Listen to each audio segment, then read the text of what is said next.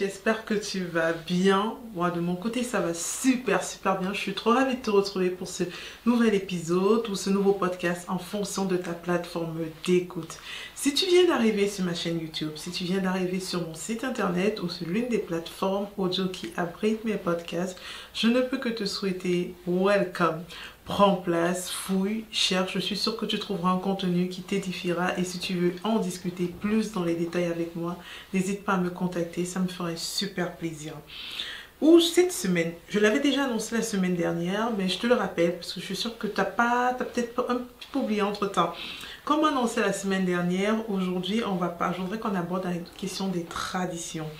Les traditions sont-elles un frein à notre développement, au développement de notre foi? Peut-on inclure des traditions humaines dans notre marche, dans notre vie chrétienne? Je te propose de répondre à ces questions tout de suite après le générique. Installe-toi et reste connecté.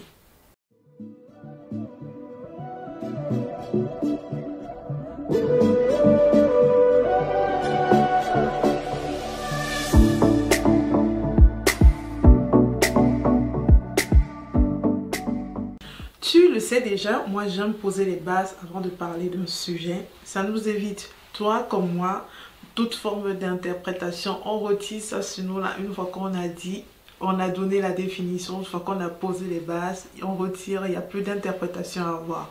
Donc tu sais que moi j'aime ça. Donc avant de parler de tradition, je voudrais déjà qu'on voit ensemble te définir ce que c'est que une tradition afin que toi et moi nous puissions partir sur la même base, sur la même longueur d'onde. Je suis un peu allée fouiller sur internet et pour essayer de voir, pour trouver une définition en fait assez simple. Et de ce que j'ai pu trouver, si on devait donner une définition finalement simple de la tradition, on dirait que la tradition est une manière de penser, de faire et d'agir qui vient du passé, qui se transmet de génération en génération. Encore plus simplement, je dirais que c'est tout simplement un héritage de nos ancêtres qui perdure encore aujourd'hui dans nos vies. Si on peut en faire simplement. Et cet héritage, en fait, peut revêtir tellement de formes différentes. Je suis partie un petit peu essayer de décortiquer, te proposer quelques petites formes, finalement formes de traditions qu'on a tous au quotidien. Et peut-être il y a des traditions, tu te rendais même pas compte que c'était une tradition. Un héritage, en fait, une tradition, ça peut être un objet ou une recette qui se passe de génération en génération. Je pense que tu as déjà entendu dire, toi comme moi, dans certaines familles, que ça c'est une recette de famille. Ça veut dire que ça se passe de génération en génération. En France, j'ai beaucoup entendu dire que la baguette c'est quand même une tradition. C'est une tradition française. C'est pour te dire que la tradition peut être un objet ou une recette qui se passe de génération en génération. Une tradition peut également être un élément de culture. Un élément de culture donc est propre vraiment à un pays ou propre à un groupe de personnes dans un pays. Et si je devais te prendre un exemple, c'est que j'ai suivi récemment qu'en Corée, il y a une tradition en fait qui veut que tous les premiers garçons d'une famille n'épousent pas de femme étrangère pour conserver entre guillemets le pur sang. Ça c'est une tradition que j'ai suivi ça récemment et ça m'a un petit peu étonnée, mais c'est une tradition. Les traditions ne sont pas faites pour nos pères ou bien pour ne pas nos pères. On n'a pas d'avis à donner dessus, voilà. Cet héritage peut également être une cérémonie. Ça peut être également une cérémonie qui perdure de génération en génération. Et s'il fallait prendre un exemple, je suis allée chercher au Cameroun chez moi, c'est chez moi. Donc je suis allée chercher chez moi. Le peuple Sawa de la région du littoral organise chaque année, en décembre, de ce que j'ai pu voir dans mes recherches, une fête traditionnelle et rituelle appelée le Ngondo. Et de ce que j'ai compris de cette fête, parce que je ne suis pas Sawa, donc je ne sais pas du tout, j'y ai jamais participé, mais de ce que j'ai compris de cette fête et dans mes recherches, c'est qu'il s'agit d'un culte des ancêtres et d'une cérémonie d'invocation des esprits de l'eau protecteur du fleuve Ouvuri. Cet héritage en fait peut être également des croyances. D'exemple, tout le monde ne croit pas au Père Noël, mais de nombreuses personnes en fait entretiennent cette croyance de génération en génération selon laquelle le Père Noël viendra apporter des cadeaux aux enfants sages dans la nuit. C'est une croyance en fait on peut... Les gens ne peuvent ne pas y croire. J'ai envie de dire, il y a beaucoup de personnes qui croient au Père Noël. Les gens, même les gens qui ne croient pas au Père Noël, finalement, entretiennent cette croyance dans leur famille, auprès de leurs enfants. Donc finalement, c'est une tradition qui se perdure de génération en génération. Et également, cet héritage peut également être des pratiques. Des pratiques, en titre d'exemple, dans beaucoup de pays africains, consulter un marabout est devenu tellement monnaie courante en fait. C'est devenu tellement monnaie courante que tu as un problème de santé, tu as un problème de couple, tu as un problème avec ton voisinage. C'est pas, ça n'étonne plus en fait si quelqu'un va consulter un marabout. C'est devenu comme une pratique qui perdure de génération en génération. Nos ancêtres le faisaient, nos parents le faisaient, nos arrière-grands-parents le faisaient et même les personnes de ma génération le font. Donc, tous ces exemples ne sont que des exemples parmi tant d'autres. Et comme je te disais, il n'y a pas de jugement, ce n'est fait qu'énumérer des faits. Moi, je ne suis pas là pour juger pour une tradition. Je ne suis pas là pour juger si c'est une tradition de ta pays, c'est une tradition de ta culture. Je ne suis pas là pour juger, ne fait qu'énumérer des faits pour que toi et moi, on puisse commencer cet épisode sur la même base. Voilà. Entrons maintenant dans le vif du sujet. On a énuméré les bases. Toi et moi, on sait la direction qu'on veut prendre. On sait de quoi on parle tous les deux. Entrons dans le vif du sujet. Et pour entrer dans le vif du sujet, pour introduire mes propos, j'aimerais vraiment te dire qu'il y a de nombreuses chrétiennes, en fait, lorsqu'elles entendent le mot tradition, voient directement l'aspect négatif de la chose. Moi aussi, avant que le Seigneur me pose sur mon cœur de faire cet épisode sur la tradition, moi quand j'entendais le mot tradition, pour moi c'était ouf, les choses là, arrêtez-moi ça, arrêtez-moi ça, arrêtez-moi ça, moi je suis chrétienne, arrêtez-moi ça. Mais dans mes recherches, comme le Seigneur est tellement bon et conduit toutes choses, le Seigneur utilise toujours finalement différentes manières pour nous éduquer, différentes manières pour nous enseigner. Il faut rester attentif, il faut ouvrir là, il faut ouvrir. Vous vous rendez compte qu'il utilise vraiment. Donc même en faisant ce podcast, le Seigneur m'a beaucoup édifié. Et je me suis rendu compte en fait que toutes les traditions ne sont pas forcément mauvaises en fait. Quand tu ne sais pas ce qu'on met dans le mot tradition, c'est pour ça qu'au début je vais vous poser les bases. Quand tu ne sais pas ce qu'entre dans le mot tradition réellement en fait, quand tu entends le mot tradition, tout de suite c'est ah, de moi Satan, je suis chrétienne. Mais toutes les traditions ne sont pas forcément mauvaises. Et comme un peu tout dans la vie, il existe de bonnes comme de mauvaises traditions. Ce que j'appelle de bonnes traditions, ce sont celles-là qui ne vont pas à l'encontre de la parole de Dieu. Et ce que j'appelle de mauvaises traditions, ce sont celles-là qui finalement laissent entrer dans notre vie des dieux encore ou encore qui vont à l'encontre en fait finalement des commandements divins. Et je voudrais juste ouvrir une petite parenthèse vite fait qui se faufile dans mon contenu aujourd'hui. Je m'accorde toujours à te dire que toi et moi nous sommes différents. Le Seigneur nous a tous créés uniques. Toi et moi nous sommes différents. Toi et ta soeur vous êtes différents. Toi et tes amis vous êtes différents. Toi et les membres de ta famille vous êtes différents. Toi et ton entourage vous êtes différents. Nous sommes tous différents parce que le Seigneur nous a créés uniques. Et je voudrais vraiment mettre l'accent aujourd'hui qu'une tradition qui peut être bonne pour moi mais elle est mauvaise pour toi. De même qu'une tradition peut être mauvaise pour toi et elle peut être bonne pour toi en fait et elle est mauvaise pour moi. Je m'explique. C'est vraiment quelque chose que le Seigneur a conduit quand je faisais ce podcast. Je pense qu'il veut vraiment parler à quelqu'un avec ce message parce que j'avais fini de préparer le podcast, mais ça ne faisait que sonner dans ma tête. Je me suis dit, ça veut dire que le Seigneur veut que j'insiste et que je le dise à quelqu'un aujourd'hui. Je m'explique pourquoi je te dis qu'une tradition peut être bonne pour quelqu'un, mauvaise pour une autre personne. Et vu qu'on est dans le mood de Noël, je vais prendre un exemple qui concerne Noël. C'est une tradition en fait, finalement, c'est le sapin de Noël avec les cadeaux. C'est devenu une tradition qui s'est répandue un peu partout dans le monde. C'est une tradition qui s'est répandue partout dans le monde, qu'importe ta culture finalement. C'est assez courant de voir que dans des familles, il y a des sapins sous lesquels on pose des cadeaux pendant les fêtes de Noël. Et je vais te dire, cette tradition peut être bonne pour une personne et mauvaise pour une autre personne. Pourquoi mauvaise chez certaines personnes? Tout simplement parce que cette tradition peut faire entrer des esprits dans sa vie. Premier esprit que le Seigneur a conduit aussi facilement. Le premier esprit que ça peut faire entrer dans sa vie, c'est un esprit de convoitise. Oh, c'est Noël, j'aimerais trop avoir ça, j'aimerais trop avoir ça, ça me plairait trop, ça me plairait trop. Oh oui, oui, oui, si on m'offre ça, je serais trop bien. Et quand on t'offre parce que tu attendais, t'es pas contente. Ça peut vraiment faire entrer un esprit de convoitise dans la vie de quelqu'un. Le deuxième esprit que ça peut faire entrer, c'est vraiment un esprit de comparaison. Pourquoi tel a ce cadeau et pas moi? Pourquoi son cadeau est plus gros que le mien? Pourquoi son cadeau est plus cher que le mien? Et le troisième esprit, en fait, que ça peut faire entrer dans ta vie, c'est l'esprit de pauvreté. Esprit de pauvreté, c'est-à-dire, je veux faire plaisir aux gens, je peux faire plaisir aux gens, mais on va pas mettre trop cher, faut pas exagérer, faut pas exagérer. Un petit peu les radins, si on va parler en français courant, la radin, là, les radins, mais et on sait tous que l'esprit de pauvreté, en fait, ça t'appauvrit encore plus parce que le Seigneur parle beaucoup de générosité dans sa parole. Voilà, je referme la parenthèse. Et pour continuer, j'aimerais te dire qu'il existe deux catégories de traditions. Il y a les traditions bibliques. Donc, je vais prendre comme exemple la Sainte Seine qui est connue de tout le monde, qui est dans toutes les églises aujourd'hui, en fait. On partage, on fait cette cérémonie que le Seigneur Jésus, que Jésus nous a laissée, en fait. Jésus a commencé avec la Sainte Seine et aujourd'hui, dans toutes les églises, tout le monde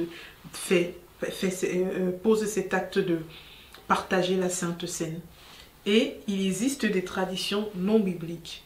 Comme par exemple, vu que nous sommes dans le mood, je continue dans le mood, les sapins de Noël dans nos maisons, les sapins dans nos maisons à Noël.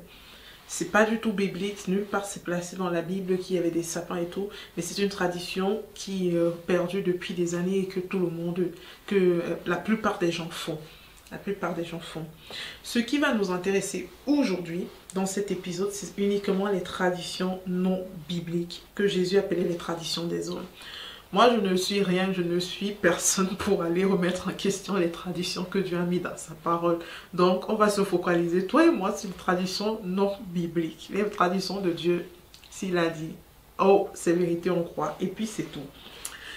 Pour introduire en fait nos propos aujourd'hui, c'est vrai que j'ai déjà introduit nos propos, mais vraiment on entre dans le vif du sujet, les traditions non chrétiennes, pour vraiment ou non bibliques. Pour entrer vraiment dans le vif du sujet, je voudrais qu'on lise ensemble le livre de Marc 7, au verset 5 à 9, dans lequel Jésus nous parle vraiment des traditions. Dans lequel Jésus nous parle des traditions. Juste pour la petite histoire, moi je dis toujours qu'il y a tout dans la Bible, mais c'est pas pour autant, je vous ai déjà dit, moi je ne maîtrise pas ma Bible de A à Z. Je ne suis pas étude biblique, j'ai pas la Bible en tête. Et quand je lisais le livre de Marc, je lisais l'évangile de Marc, je suis tombée sur ce verset, je me suis dit waouh. Depuis, je cherchais le verset qui me disait que la tradition, là, il y avait un truc avec la tradition, parce que je vous expliquerai plus tard, Non, je vous le dis maintenant, En fait, j'ai des personnes autour de moi qui sont chrétiennes et qui, par contre, suivent certaines traditions de notre culture. Et moi, en fait, je trouvais que ce n'était pas normal, mais je n'avais pas le verset qui peut me dire, ma chérie, tu as raison. J'avais pas ce verset qui me dit, j'ai raison. Moi, je me dis toujours, la Bible, c'est mon référentiel. Si la Bible dit, je le crois. Mais je ne peux pas être certaine de quelque chose tant que je ne l'ai pas trouvé dans la Bible. Voilà. Tant que je n'ai pas vu écrit dans la Bible, je ne veux pas entrer dans un débat avec quelqu'un sur un sujet. Et justement, quand je lisais la Bible et que je suis tombée dessus, je me dis, ah yes, j'avais raison. Pas pour me dire que j'avais raison, mais yes, en fait. C'est vrai, en fait, c'est vrai. Maintenant, là, j'étais dans un extrême. J'étais dans un extrême et je pense que c'est aussi l'une des raisons pour laquelle le Seigneur a conduit finalement cet épisode pour me dire, ah ma fille, tu es dans l'extrême quand même. Et ma fille, laisse comme ça, diminue le niveau. Comme je disais, toutes les traditions ne sont pas mauvaises. Et c'est pas parce que ce n'est pas écrit dans la Bible là que c'est mauvais. Hein, ma fille, diminue le niveau. Donc, je referme cette seconde parenthèse et je reviens sur ce que je te disais. Marc 7, versets 5 à 9. Il est écrit, c'est pourquoi les pharisiens et les maîtres de la loi disent à Jésus, tes disciples ne vivent pas selon la tradition des ancêtres. Ils mangent avec des mains impures. Pourquoi donc? Jésus leur répond, vous êtes des hommes faux. Ésaïe avait raison quand il a parlé de vous de la part de Dieu. On lit en effet, ce peuple me respecte en parole seulement, mais son cœur est très loin de moi. Ils me font des prières et des sacrifices, mais cela ne vaut rien. En effet, ce qu'ils enseignent avec assurance, ce sont des commandements humains. Jésus dit encore, vous abandonnez le commandement de Dieu, vous obéissez à la tradition des hommes.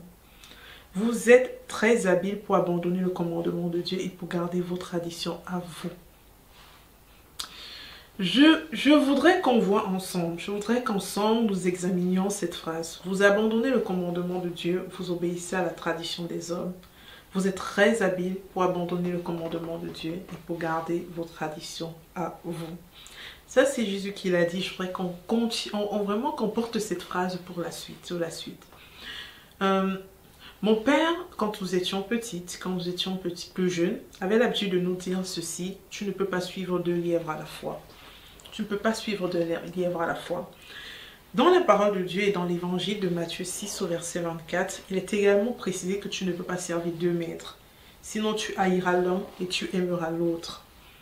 En d'autres termes, tu ne peux pas t'attacher à Dieu et en même temps aux traditions des hommes. Car à un moment donné, tu te retrouveras dos au mur et tu devras renier l'un des deux. Ça, c'est vraiment ce que je veux partager avec toi ce matin. Mais, j'aimerais nuancer mes propos. J'aime souvent nuancer mes propos. J'aimerais nuancer mes propos car au début, je t'ai dit qu'il existait de bonnes comme de mauvaises traditions. Et j'aimerais te dire ceci ce matin. C'est vraiment ce que le Seigneur a conduit. C'est vraiment ça que le Seigneur, comme je dis, le Seigneur m'a enseigné et m'a ouvert les yeux sur une radicalité que j'avais qui était trop dans la religiosité par rapport aux traditions et à la foi. Et le Seigneur vraiment a conduit, a ouvert mes yeux sur cette vérité qui est le véritable problème ne se situe pas dans le niveau de au niveau de la mention d'une tradition dans la Bible ou pas. Ce n'est pas ça le problème en fait. Le Seigneur n'aime tout simplement pas partager ton cœur entre lui et d'autres dieux. C'est ton cœur, c'est ça le problème, ton cœur. C'était ça, c'est si je te sens en fait, ton cœur. J'ai envie de te dire, il est important que tu saches quelle autorité suprême en fait, quelle est l'autorité suprême, à quelle autorité appartient en fait, à quelle autorité est soumise cette tradition que tu pratiques, quel est son poids et quel est son poids dans ta vie chrétienne. Et j'aimerais te poser ces 4 questions qui vont t'aider à réfléchir sur la question, sur, questions et questions, on prend comme ça, figure de style. Mais j'aimerais te poser ces 4 questions qui vont vraiment t'aider à faire une introspection. Et tu le sais déjà, il n'y a pas d'épisode sans questions. Donc prends ton stylo, commence à noter, tu me poses. Donc avant même de commencer à voir, prends d'abord ton stylo. À chaque épisode, prends ton stylo, c'est qu'il y aura toujours des questions. Tu peux y t'asseoir avec le Seigneur et en discuter après la fin de l'épisode. Ou tu peux mettre pause, tu finis de discuter avec le Seigneur et tu reprends replay pour revenir. Voilà. La première question c'est, cette tradition t'empêche-t-elle de suivre pleinement Dieu? La seconde question, c'est la pratiquer. Te compromet-elle sur le plan spirituel et physique? Physique, car le Seigneur dit que notre corps est son temple dont nous devons en prendre soin. La troisième question, c'est la pratiquer. Elle a un impact même, ne serait-ce que régulier comme ça sur ton âme. Je pense que dans un des épisodes, je pense que c'est dans l'épisode sur le divertissement, je t'avais dit que dès le moment où c'est Rikiki, là, petit trou deviendra grand. Il suffit de gratter un peu comme ça, la petit trou deviendra grand. Et la quatrième question, c'est y a-t-il un Dieu caché derrière cette pratique? Voilà les 4 questions que j'ai pour toi. Donc comme je t'ai dit, soit tu me poses, tu y réfléchis, tu échanges avec le Seigneur sur le sujet, soit à la fin, en fait, tu les notes et à la fin, tu te poses et tu prends ce temps d'échange avec le Seigneur, que tu te mets un petit instrumental, chrétien. Là, j'aime beaucoup les instrumentaux de Gordon dans AMC TV. Tu peux prendre ça, tu te mets ça, tu vas voir. Ça te met dans le mood et tout. Tu appelles l'Esprit Saint, tu dis Esprit Saint, inspire-moi, voilà, on discute, voilà. Et 4 questions. Et j'aimerais vraiment te dire que lorsque tu comprends et que tu intègres en toi que notre monde est d'abord spirituel avant d'être physique, il y a des traditions que tu ne voudras plus faire, même si cela te met mal face à ta famille. Il y a des traditions que tu ne voudras plus faire.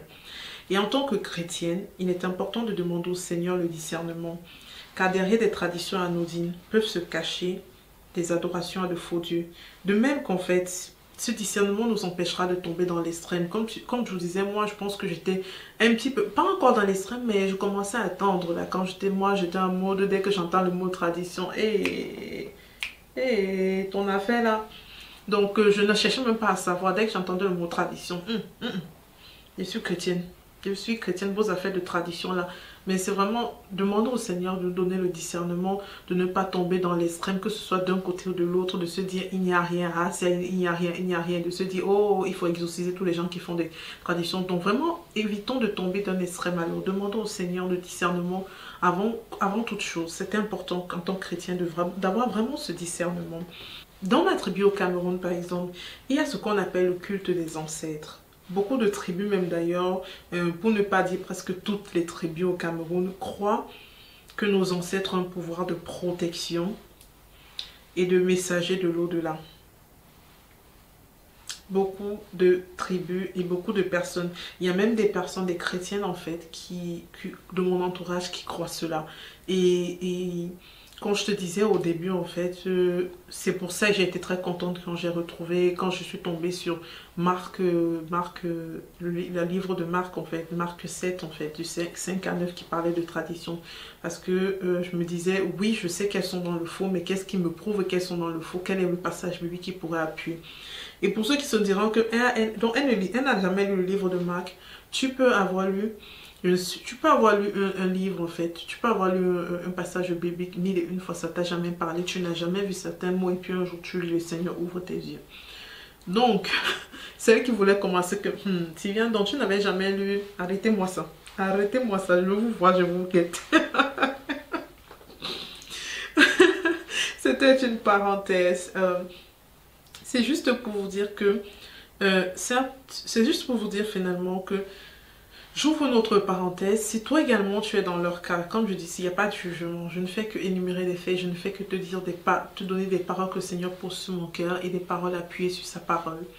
Si tu es dans le cas en fait de ces personnes, de ces chrétiennes que je connais, ou bien des personnes de mon entourage que je connais qui dansent entre Dieu et la tradition, et j'aimerais juste te dire, cela, que tu comprennes trois choses. Que tu comprennes trois choses. Comme je te dis, je ne suis pas en train de te dire d'arrêter de faire des choses que tu fais qui ont lien avec ta tradition. Depuis le début, en fait, j'ai déroulé pour que tu puisses comprendre les 4 questions que tu puisses te poser, que tu puisses te demander au Seigneur le discernement, de ne pas tomber dans l'extrême. Et là, je voudrais vraiment juste te donner ces 3 choses qui vont encore essayer de venir finalement t'aider et te guider dans la décision de te dire est-ce que ce que je fais, la tradition que je pratique, va à l'encontre du Seigneur ou pas. La première chose que je voudrais te dire, c'est que Dieu est un Dieu accessible. Accessible, qui n'a pas besoin de messagers pour pouvoir te parler et qui n'attend pas de toi que tu passes par des messagers pour lui parler. La deuxième chose que je voudrais te dire, c'est que Dieu n'est pas le Dieu des morts, mais le Dieu des vivants. Si tu doutes de ce que je te dis, tu peux aller lire dans Luc 20, verset 38, dans Matthieu 22, verset 32 ou dans Marc 12, verset 27. Dieu n'est pas le Dieu des morts, mais le Dieu des vivants. Quand les morts sont morts, Dieu. Et la troisième chose, c'est Dieu est un Dieu jaloux, donc tu ne peux pas suivre 2 lièvres à la fois. Sinon, votre relation deviendra tiède et il te vomira. Il a dit dans l'Apocalypse, dans le livre d'Apocalypse, je ne vais pas noter les références exactes, mais dans l'Apocalypse, tu le trouveras. Dieu l'a dit, si ta relation avec lui est tiède, il te vomira. Au début, je t'ai posé 2 questions. Les traditions sont-elles des freins au développement de notre foi et peut-on inclure les traditions humaines dans notre vie chrétienne? Je voudrais te répondre à ces questions. Là, pour répondre à la première, les traditions sont-elles des freins au développement de notre foi? Je te dirais oui. Certaines traditions peuvent être des freins au développement de notre foi. Si tu ne fais pas de la Bible ton unique référentiel, le diable se chargera de t'implanter une quantité infinie de mensonges auxquels tu finiras par croire. Parce que ton cœur n'est pas tout entier au Seigneur. Le Seigneur dira d'ailleurs, Jésus dira d'ailleurs dans Matthieu 15 au verset 6, que les hommes ont anéanti le commandement de Dieu par leur tradition. Preuve qu'une tradition peut impacter négativement la vie chrétienne. Pour répondre à la seconde question, peut-on inclure les traditions humaines dans notre vie chrétienne? Je te dirais oui et non. Comme je te l'ai dit plus haut, il y a des bonnes comme des mauvaises traditions. Donc je te dirais oui uniquement si ces traditions ne vont pas à l'encontre des commandements divins. Et je te dirais non, et ça sans négociation, si ces traditions sont contraires à la parole de Dieu et qu'elles te poussent à adorer d'autres, de faux dieux. Et j'aimerais conclure en te disant que en tant que chrétienne, il y a un ordre de priorité que tu dois suivre. C'est d'abord les principes de vie de Dieu établis à travers sa parole que tu dois suivre et ensuite ceux de la société établis par les hommes. Si les hommes vont à l'encontre de ta foi, alors reste ferme sur ta position et ne sois pas infidèle à Dieu. Parce que finalement, c'est de ça qu'il s'agit, d'infidélité à notre premier amour. C'est de ça qu'il s'agit. Doit-on toujours faire les choses sous prétexte que la culture de mon pays ou de ma famille le fait, me demande de le faire? J'ai envie de te dire non, je ne pense pas. Il y a beaucoup de personnes qui font des choses sous prétexte que c'est un héritage des ancêtres, sans se rendre compte que de mauvais esprits, en fait, qu'elles laissent entrer de mauvais esprits dans leur vie. Elles laissent ces mauvais esprits prendre leurs aises dans leur vie. Après, c'est ton qui atta. Je suis chrétienne, mais yata, yata, yata. C'est tout simplement parce que tu danses la danse bafia. Tantôt je suis avec Christ, tantôt je suis avec la tradition. Et ces traditions-là, elles ne plaisent pas au Seigneur. Elles ne plaisent pas au Seigneur. Tu ne peux pas dire que tous les dimanches tu vas à l'église et tous les lundis tu es chez le marabout. Tu ne peux pas faire ça parce que le marabout invoque des faux dieux. Le marabout invoque les dieux occultes. Tu ne peux pas dire ça parce que ça veut dire que tu sers Dieu à la fois et le Seigneur n'aime pas les relations tièdes. J'ai envie de te dire, en prenant position sur certaines traditions, tu ne feras pas toujours l'unanimité parce que oui, même Jésus était combattu alors que c'était lui qui avait la vérité. Même Jésus était combattu. Tu ne feras pas toujours l'unanimité en prenant position sur cette tradition. Mais j'ai juste envie de conclure en te posant cette question. Et je veux que tu t'asseyes et tu réfléchisses à cette question. À qui veux-tu plaire? À Dieu ou aux hommes? C'est la question avec laquelle je voudrais conclure mon épisode d'aujourd'hui. Me voici arrivé à la fin de cet épisode et j'espère qu'il a pu t'éclairer sur la place des traditions des hommes, que les traditions des hommes prenaient dans ta vie. Merci pour ton écoute, merci pour ta fidélité, merci infiniment au fait d'être présent tous les lundis, de m'écouter, même pas le lundi, mais même après, merci infiniment. Et j'espère vraiment que mon contenu t'édifie et n'hésite pas à m'écrire pour me dire, pour me partager un témoignage, pour me dire le contenu que je partageais avec toi, alors, comment ça t'a édifié, pour me poser des questions si tu veux échanger, pour qu'on prie ensemble. Donc n'hésite pas en fait si tu veux vraiment... Si tu veux vraiment que nous échangions, n'hésite pas, je suis disponible, je suis là pour toi, ça me fera plaisir. Si le contenu t'édifie, tu sais déjà quoi faire, me lâche un petit pouce, ça me fait plaisir. Et puis ça aide aussi niveau référencement pour que d'autres sœurs puissent bénéficier du contenu. Laissez un commentaire pour me dire si ça t'a édifié, si ça t'a parlé, ce contenu t'a parlé, ou bien à parler à une situation que tu vis, ou à partager à une sœur que tu penses que ça pourrait édifier. Je te donne rendez-vous jeudi prochain sur le site bassinwoman.fr parce que comme je te l'ai déjà dit, c'est là-bas que les choses se passent.